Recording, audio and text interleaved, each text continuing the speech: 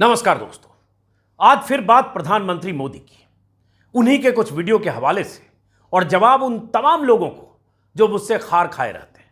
जब भी मैं मोदी पर कोई वीडियो बनाता हूं, बहुत से लोग नाराज हो जाते हैं। कुछ लोग गालियां देने लगते हैं, कुछ ट्रोल करने लगते हैं, कुछ व्हाट्सएप पर बेहूदे मैसेज भेजने लगते हैं, कोई मेल करके धमकी देते हुए कहता है कभी तुम्हारा भी इलाज होगा, इंतजार करो, किसी दिन मिल गए तो छोड़ूंगा नहीं। कभी देर रात को कोई अननोन फोन नंबर से कॉल करके धारा प्रवाह गालियां देने लगता है। इतने दिनों में मैं इन सब बातों का अभ्यस्त हो गया। क्यों अभ्यस्त हो गया और क्यों मैं मोदी के बारे में इतनी बात करता हूं, इस वीडियो में आज मैं वही बताने जा रहा हूं। गौर से सुनिएगा। मेरे वीडियो से नाराज या बौखलाए लोग कहते हैं आप मोदी पर ही इतना वीडियो क्यों बनाते हो, मोदी को ही इतना टारगेट क्यों करते हो, मोदी के खिलाफ इतना जहर क्यों उगलते हो। उनके हिसाब से जो मैं बोलता हूं जहर है। सारे सवाल मोदी से ही क्यों करते हो, मोदी जैसे नेता के लिए आप इतने निगेटिव क्यों हैं, आप विपक्ष के एजेंट की तरह काम क्यों करते हैं, मोदी से आपको इतनी क्या दिक्कत है, मोदी इतना अच्छा काम कर रहे हैं वो आपको क्यों नहीं दिखता है, क्यों नहीं दिखाते हो, आप मोदी के खिलाफ ही सारी चीजें खोजकर क्यों लाते हो, दुनिया में मोदी का डंका बज रहा है फिर भी आप बकवास क्यों करते रहते हो, इत्यादि इत्यादि इत्यादि। और अंत में कह देते हैं कुछ भी कहते रहो, कुछ भी बकते रहो, आएगा तो मोदी। हालांकि आप में से लाखों लोग ऐसे भी हैं जो मेरे वीडियो में मेरी दलीलों को सही मानते हैं, मिलने पर गले लगाते हैं, हौसला बढ़ाते हैं, प्यार देते हैं। कमेंट में ऐसी बातें हजारों लोग आप लोग लिखते भी हैं। उन्हीं लोगों के दम पर मैं उनकी परवाह नहीं करता जो इतनी गालियां देते हैं। तो आज के इस वीडियो में भी मोदी जी के ही कई वीडियो के जरिए जवाब उन तमाम लोगों को जो मोदी जी से अनकंडीशनल और बेपनाह मोहब्बत करते हैं। उनके लिए मोदी नाम केवलम है, मोदी जी के 100 खून भी उनके लिए माफ है। मोदी जैसा नेता उनके लिए न भूतो न भविष्यति की तरह है, बहुतों के लिए मोदी अवतार की तरह है, बहुतों के लिए मोदी सारे सवालों से परे है। तो ये तो हुई उनकी बात जो मोदी को महान मानते मानते कई बार भगवान की तरह भी मानने लगते हैं। अब जरा अपनी बात कुछ सवालों के साथ और मोदी जी के ही कुछ पुराने वीडियो के साथ आप गौर से सुनिए तो समझेंगे कि मैं मोदी से इतने सवाल क्यों करता हूं। देश में 8.25 साल से किसकी सरकार है, लगातार 2 बार अपार बहुमत से देश की सत्ता पर कौन काबिज है, दोनों सदनों को मिलाकर करीब 400 सांसद किसके हैं, देश के दर्जन से ज्यादा राज्यों में किसकी पार्टी की सरकार है, देश में करीब 1300 विधायक किसकी पार्टी के, 2014 से पहले अच्छे दिन लाने के वादे किसने किए थे, देश की जनता की तकदीर बदलने के दावे किसके थे, किसने कहा था हमें 60 महीने चाहिए, सिर्फ 60 महीने भाइयों एवं बहनों, सिर्फ 60 महीने। किसने कहा था देश के बेरोजगारों के दिन फिर जाएंगे। सारे सवालों का जवाब है मोदी, मोदी, मोदी और सिर्फ मोदी। यही शोर तो मोदी की रैलियों में उठता रहा है और यही आवाजें तो आप लगाते रहे, मोदी मोदी मोदी। तो ऐसे ही सवालों की फहरिस्त अगर मैं बनाने लगूं तो कम से कम 200 सवाल तो अभी हो जाएंगे। और सारे सवाल क्यों मोदी से हैं और क्यों मोदी से होने चाहिए, यह मैं आगे वीडियो में बताने जा रहा हूं, क्योंकि मोदी मोदी मोदी के नाम से देश 8 साल से ज्यादा वक्त हुआ चल रहा है। तो चलते हैं एक बार फिर फ्लैशबैक में, ताकि आपको पता चले कि मैं मोदी से इतने सवाल क्यों करता हूं। आपको याद है मोदी जब 2013 में देश की सत्ता के दावेदार बने थे तब क्या कहा करते थे। इस वीडियो को सुनिए, देखिए, यहीं से आपको आपके सवालों का जवाब मिलेगा कि मैं मोदी से इतने सवाल क्यों करता हूं। देखिए, 60 महीने दीजिए, 60 महीने मैं आपको सुख चैन की जिंदगी दूंगा, ये वादा करने आया हूं भाई। क्या कहा था मोदी जी ने, आप मुझे 60 महीने दीजिए, मैं आपको सुख चैन की जिंदगी दूंगा। अब मोदी जी को लोग 99 महीने 100 से एक कम दे चुके हैं। तो क्या 99 महीने में आप सबको सुख चैन की जिंदगी मिल गई? महंगाई, बेरोजगारी, किसानों की मुश्किलें, नौकरियों की किल्लत सब खत्म हो गया? इस सवाल का जवाब खोजिएगा। जवाब खोजते वक्त दिल से मुसलमानों के प्रति नफरत और हिंदू मुसलमान वाली जहरीली फीलिंग अगर कहीं भी है, थोड़ी देर के लिए निकाल कर सोचिएगा। कट्टर हिंदुत्व के चोले से निकल कर सोचिएगा। चलिए अब सोचना शुरू कीजिए, तब तक हम मोदी जी का अगला वीडियो दिखाते हैं।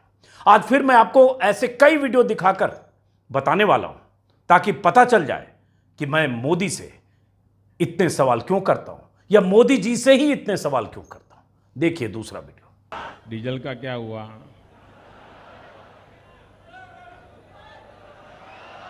पेट्रोल का क्या हुआ? मित्रों, गैस हो, पेट्रोल हो, डीजल हो, हर प्रकार से महंगाई बढ़ रही है कि नहीं बढ़ रही है? अच्छा, आपको ये याद है, लोग भूल जाते हैं इसलिए याद कराता हूं, वो हर 3 महीने से बयान देते थे, बस 3 महीने में ठीक हो जाएगा। कहते थे कि नहीं कहते थे? इस बारिश के बाद ठीक हो जाएगा, कहते थे कि नहीं कहते थे? सुन लिया ना आपने? इस वीडियो के आखिर में गुजरात वाले मोदी जी मुख्यमंत्री जब थे, और क्या कहा उन्होंने? लोग भूल जाते हैं इसलिए याद दिला रहा हूं। अगर मोदी जी खुद ही लोगों को याद दिलाने का बीड़ा उठाकर पेट्रोल, डीजल और गैस की महंगाई पर ऐसे ऐसे किया करते थे, तो एक पत्रकार के नाते हमारी तो ड्यूटी है। अगर तब मोदी जी मनमोहन सिंह से पूछ सकते थे, तो हम क्यों नहीं मोदी जी से पूछें, डीजल का क्या हुआ, पेट्रोल का क्या हुआ, गैस का क्या हुआ? स्क्रीन पर देखिए क्या हुआ। रेट लिस्ट है। मोदी राज में ही 5 साल में लगभग 2 गुना। आंखें खोलकर देखिए, मोदी जी के आने से पहले 500 से कम में मिलने वाला सिलेंडर आज 1100 में मिल रहा है। अगर कीमतें बढ़ी तो सवाल इनसे न पूछें तो राहुल गांधी से पूछें, या अखिलेश यादव से पूछें, या तेजस्वी से पूछें। यही हाल पेट्रोल डीजल का है। इंटरनेशनल मार्केट में कच्चे तेल की कीमत प्रति बैरल कम हुई, लेकिन तेल की कीमतें भारत में खूब बढ़ी है। आपकी जेब काटकर सरकार का खजाना मालामाल हुआ है। मनमोहन राज में मोदी जी महंगाई पर क्या बोलते हैं, मुझे बताइए, वो भी सुनिए, ताकि आपको बार बार पता चले कि मोदी जी से सारे सवाल हम जैसे लोग क्यों क्या खाएगा। आज प्रधानमंत्री यहां आए थे, लेकिन प्रधानमंत्री महंगाई का मां बोलने के लिए तैयार नहीं है, महंगाई का मां बोलने के लिए तैयार नहीं है। इनका अहंकार इतना है, महंगाई के लिए एक शब्द बोलने को तैयार नहीं है। मरो तो मरो, आपका नसीब। क्या कहा था मोदी जी ने? तब मुख्यमंत्री थे। आज भी देश के प्रधानमंत्री महंगाई पर का मुंह बोलने को तैयार नहीं है। लेकिन हम किससे सवाल करें, मोदी जी से या मनमोहन जी से या राहुल गांधी से? आप ही सोचिए और बता दीजिए। मुंह तो ये भी नहीं बोल रहे हैं। 2014 के पहले जब मोदी पीएम के दावेदार थे, तब महंगाई ही नहीं, काले धन पर बड़ी बड़ी बातें किया करते थे। क्या कहते थे, मैं चाहता हूं वो भी सुनिए। जब बात निकली है तो दूर तक जाए और वो सारे वीडियो आप देखें, जिससे आपको जवाब मिले कि मैं मोदी से ही ज्यादा सवाल या इतने सवाल क्यों करता हूं। वो भी देखिए। जिस दिन भारतीय जनता पार्टी को मौका मिलेगा, एक एक पाई हिंदुस्तान की वापस लाई जाएगी और हिंदुस्तान के गरीबों के लिए काम लाई जाएगी। ये जनता के पैसे हैं, गरीब के पैसे हैं। हमारा किसान खेत में मजदूरी करता है। क्या कहा था मोदी जी ने, गुजरात के मुख्यमंत्री मोदी ने? जिस दिन बीजेपी को मौका मिलेगा, हिंदुस्तान का एक एक पाई लाया जाएगा और गरीबों को दिया जाएगा। बीजेपी को मौका मिले 8 साल से ज्यादा हो गए। आ गया काला धन, बट गया गरीबों में। इसी भाषण में मोदी जी ने और क्या कहा था, वो भी सुनिए। ये बार बार सुनना आपको जरूरी है। महंगाई का मौ तो बोलते नहीं, काला धन का कौ बोलते नहीं, लेकिन भाषण दर्ज है, सुनिए। अरे एक बार ये जो चोर लुटेरों के पैसे विदेशी बैंकों में जमा है ना, उतने भी हम रुपये ले आए ना, तो भी हिंदुस्तान के एक एक गरीब आदमी को मुफ्त में 15-20 लाख रुपए यूं ही मिल जाएगा। ऐसे ही भाषणों में मोदी जी गरीबों को 15-15 लाख देने की बातें किया करते थे। कभी कहते थे काला धन हम लाएंगे और देश के मिडिल क्लास को उसमें से 5-10% बांट देंगे। यह भी उनके इंटरव्यू का हिस्सा है। वो कहते हैं ना, न 9 मन तेल होगा, न राधा नाचेगी, न काला धन आया, न गरीबों को 15 लाख मिले, न मिडिल क्लास के जेब में लाखों पहुंचे। फिर सवाल किससे करें? मोदी से, राहुल से, अखिलेश से या तेजस्वी से? जब सवाल काला धन का आएगा, जब बात मोदी जी ने की, तो किससे सवाल पूछा जाए? मोदी जी और क्या बोलते थे वो भी जरा सुनिए। जो काले धन पर भाषण झाड़ते हैं उनको मैं कहना चाहता हूं, हिम्मत है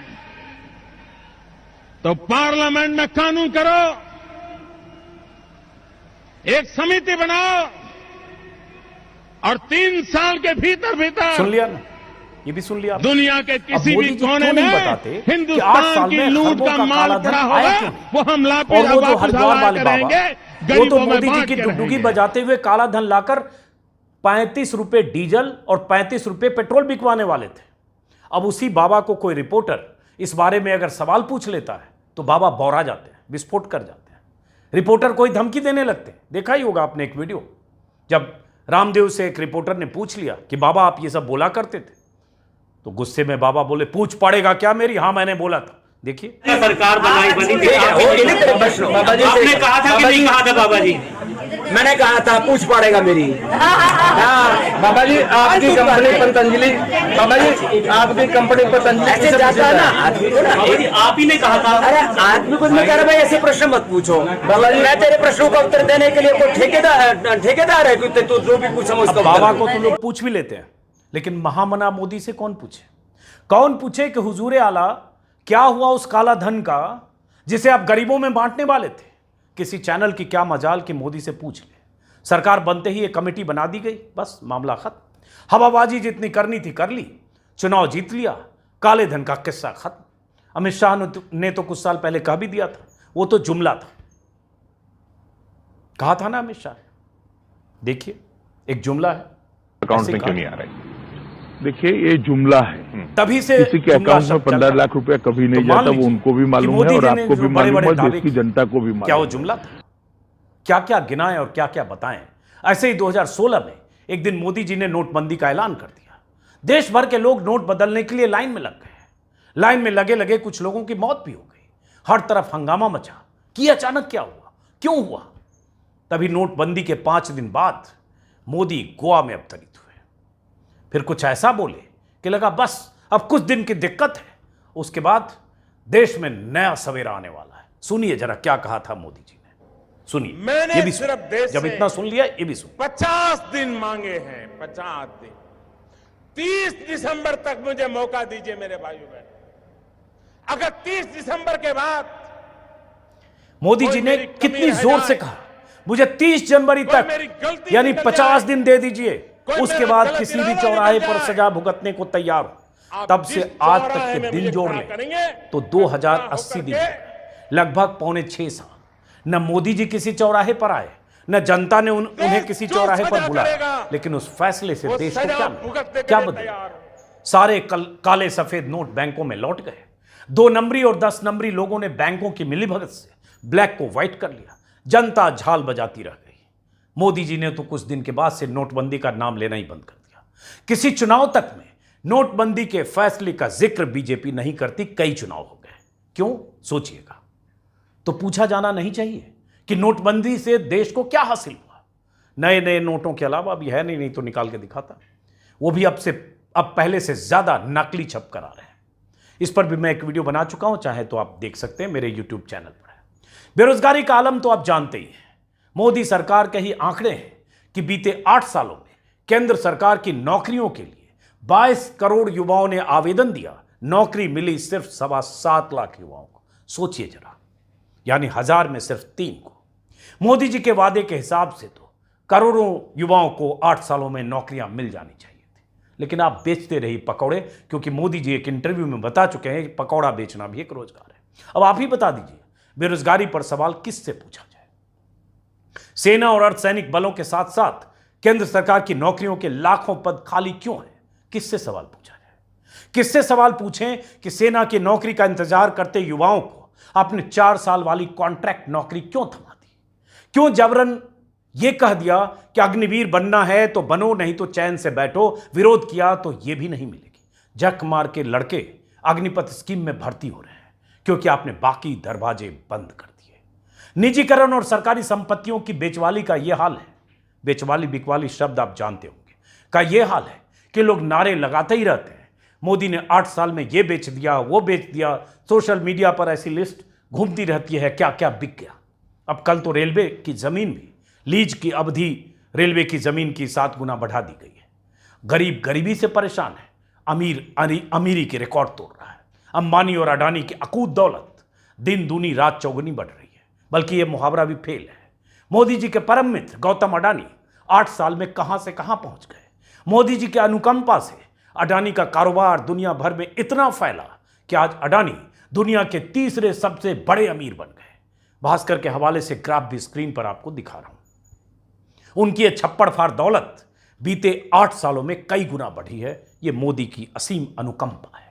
दूसरी तरफ देश में खुदकुशी करने वाले दिहाड़ी मजदूरों की तादाद भी काफी बढ़ी है, उसका भी एक आंकड़ा है। और दोनों आंकड़े 2 सप्ताह के भीतर आए। स्क्रीन पर आप देख रहे हैं। कहां मोदी जी कहा करते थे, मेरा तो सपना है हवाई चप्पल वाले हवाई जहाज में चले। वो भी एक बयान है 2017 के आसपास का। सुनिए, सुनने में यह सब बहुत अच्छा लगता है, लेकिन सवाल कौन पूछेगा, सुनिए। जो सामान्य व्यक्ति हवाई चप्पल पहन करके घूमता है, वो मुझे हवाई जहाज में दिखना चाहिए, ये मेरा सपना है। सुन लिया। लेकिन हवाई चप्पल वालों का हाल हमने उस दिन भी देखा था, जब लॉकडाउन में पैदल चलते चलते थक कर रेल की पटरी के पास आराम करने लगे कुछ मजदूर, और 16 मजदूर बेजान होकर बिखर गए। पटरियों पर उनकी रोटियां और चप्पल बिखरे पड़े थे। कौन पूछेगा मोदी जी से कि अभी भी देश में गरीब आदमी महंगाई से परेशान है। चप्पल पहनकर हवाई यात्रा तो इस जन्म में कर पाएगा या नहीं पता नहीं। वो सारे वादे तो पूरे कर दीजिए जिससे उसकी जिंदगी आसान हो जाए। 2014 के पहले महंगाई पर बीजेपी के लोग कितना छाती पीटा करते थे, सिलेंडर लेकर प्रदर्शन करते थे, गले में प्याज टांगकर, प्याज की माला टांगकर साइकिल पर चलते थे, संसद तक चले जाते थे। और अब सवाल पूछने पर भी दिक्कत है, गालियां हैं, FIR का खतरा है, राजद्रोह के मुकदमे का डर है, किसी फर्जी मुकदमे में फंसाए जाने की आशंका है। हम जैसे पत्रकारों के साथ कुछ भी हो सकता है। कई लोग सलाखों के पीछे हैं, कुछ जाने वाले हैं, कुछ को आशंका है, लेकिन सवाल तो पूछना होगा, जोखिम मोल लेकर ही सही। आपको याद है पहले मोदी जी डॉलर के मुकाबले रुपए की कीमत गिरने पर कितना बोलते थे, और आज डॉलर के मुकाबले रुपया रसातल की तरफ तेजी से जा रहा है। वो भी देखिए, पुराना बयान है। इस प्रकार से रुपया इतनी तेजी से गिर नहीं सकता। अरे नेपाल का रुपया नहीं गिरता है, बांग्लादेश की करेंसी नहीं गिरती है, पाकिस्तान की करेंसी नहीं गिरती, श्रीलंका की करेंसी नहीं गिरती। क्या कारण है? हिंदुस्तान का रुपया पतला होता जा रहा है। जवाब देना पड़ेगा आपको, मोदी जी ही कहते हैं। जवाब देना पड़ेगा। तो यही मैं मोदी जी से पूछता हूं। मैं तो यह भी नहीं कहता कि जवाब देना पड़ेगा आपको, लेकिन जवाब तो देना चाहिए ना। तो जब ऐसी ऐसी बातें खुद मोदी कह चुके हैं तो उनसे सवाल तो बनता है ना। मुद्दे तो और भी बहुत हैं, यह वीडियो बहुत लंबा हो सकता है। 15 अगस्त 2022 तक किसानों की आमदनी दोगुनी करने के वादे, याद है ना आपको? वो तारीख बीत गई। 15 अगस्त 2022 तक हर परिवार को, देश के हर परिवार को पक्का मकान देने के वादे, याद है ना आपको? वो तारीख भी बीत गई। अमृत महोत्सव मना लिया गया। तो ऐसे वादों की लंबी फहरिस्त है। अगर उन वादों की ईंटों से अगर कोई इमारत बनाए तो मोदी जी लाल किले के प्राचीर पर ही नजर आएंगे। इतनी ऊंची इमारत बन सकती है सिर्फ वादों की ईंटों से। लेकिन इस पर सवाल कौन पूछेगा? जिन्हें तकलीफ होती है कि मोदी जी से ही सवाल क्यों पूछते हैं, जिन्हें तकलीफ होती है कि मोदी इतना अच्छा काम कर रहे हैं, उनसे क्यों सवाल पूछते हैं, उनसे इन सारे सवालों का जवाब किनसे पूछा जाएगा? देश कौन चला रहा है? शुरू में ही मैंने कहा, इसलिए सवाल तो मोदी से ही पूछा जाएगा और पूछा जाना चाहिए। और देश में ऐसे वक्त में जब महंगाई, बेरोजगारी, शिक्षा, स्वास्थ्य, तमाम बुनियादी मुद्दे हैं, ऐसे वक्त में हिंदू मुसलमान का नैरेटिव, ज्ञानवापी, मथुरा, तमाम तरह की ऐसी बातें, बीजेपी के वो लोग जो हिजाब से लेकर मुर्गा और क्या बोलते हैं, झटका और हलाल का एक माहौल बनाने की कोशिश करते हैं। ये क्यों होता है? सिर्फ इसलिए ताकि वो बुनियादी मुद्दे, ताकि वो वादे जो मोदी ने किए थे, वो वादे जिसकी उम्मीद में लोग बैठे हैं, उसकी तरफ से लोगों का ध्यान हटाए, लोगों के भीतर वो कट्टर हिंदुत्व का बोध हो, वो भावना पैदा हो जिससे उनके वो सवाल कहीं भीतर दफन हो जाए, उन्हें लगे मोदी के राज में हिंदुत्व का झंडा बुलंद है, हम हिंदू हैं, इसी में खुश हैं। तो इसलिए मेरे सवाल मोदी जी से ज़्यादा होते हैं, और इसलिए भी क्योंकि सारे वादे 60 महीने के लिए मोदी जी ने किए थे कि 60 महीने हमें दे दो। वो 60 महीने 2019 में उसकी मियाद पूरी हुई, लेकिन आपने फिर झोली भर के मोदी जी को वोट दिया। 300 पार, 300 से ज़्यादा सीटें, ऐतिहासिक 38% लगभग वोट। फिर चुनाव है पौने 2 साल बाद। उन वादों की लिस्ट जो अभी अधूरी है, स्मार्ट सिटी बनने के वादे, बनाने के वादे, गांव गोद लेकर गांव की तस्वीर बदलने के वादे, बहुत लंबी लिस्ट है। उन लिस्ट के आधार पर जो उसके बाद मोदी जी ने किया, ये वीडियो करूं तो 5 घंटे का भी बन सकता है। फिलहाल इस वीडियो को खत्म करता हूं। अगर आप समझदारी से सोचेंगे तो शायद आपको लगेगा कि आपके सवालों का जवाब मिला। आज का वीडियो मैं उनको एड्रेस कर रहा था जिनको दिक्कत है कि मैं मोदी जी से इतने सवाल क्यों करता हूं। लेकिन अगर समझदारी की बजाय आप कट्टर हिंदुत्व वाली फीलिंग से और मोदी के परम चरम भक्त की तरह से सोचेंगे तो फिर इस वीडियो को देखकर भी आपको एलर्जी होगी, ये बकवास है, मोदी जी तो बहुत अच्छा काम कर रहे हैं, मंदिर तो बन रहा है ना, मस्जिद की दावेदारी तो हमने कर दी है ना, मथुरा में और बनारस में, इसी में खुश रहिए। फिलहाल इस वीडियो को ख़त्म करते हैं, फिर मुलाकात होगी किसी और वीडियो में। नमस्कार।